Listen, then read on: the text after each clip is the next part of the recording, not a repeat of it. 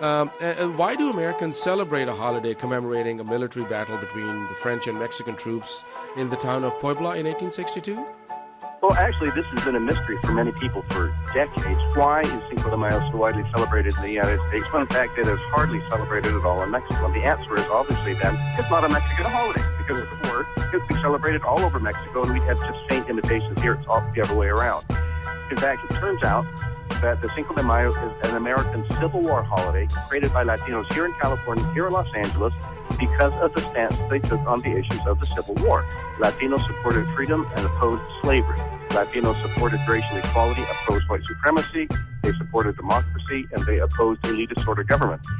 And if you remember, when the American Civil War began, the Confederacy was fighting to maintain slavery, white supremacy, and elitist government. So obviously, Latinos were opposed to the Confederacy during the Civil War, flocked to the Union colors, joined the Union Army, infantry, cavalry, Navy, and of course, the Union Army proceeds to lose its very first 2-3 years worth of battles to the Confederacy. And of course, Latinos were worried, what would a Confederate triumph mean for them as non-white who thought they were citizens of the United States and weren't sure what was going to happen.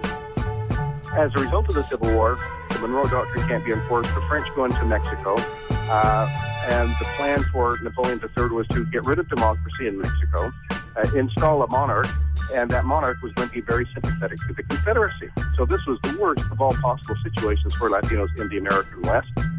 Thus, when news of the victory of the Battle of Puebla arrived in California on May 29, 1862, it just energized Latinos. There were spontaneous celebrations.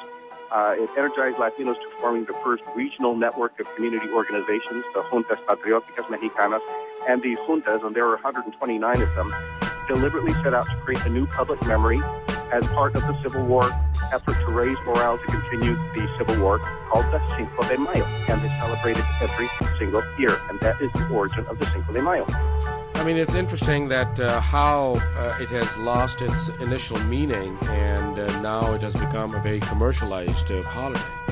Yes, it has. Well, as you know, this is America. What can I say? Everything's been commercialized. Thanksgiving, Mother's Day, Pete's sake, and certainly Cinco de Mayo has not escaped that, and even more so, over the past 150 years, the history as to why we began to celebrate was lost around about 1920, 1930, so that it has appeared to be just simply a rootless celebration, maybe not even as serious as St. Patrick's Day.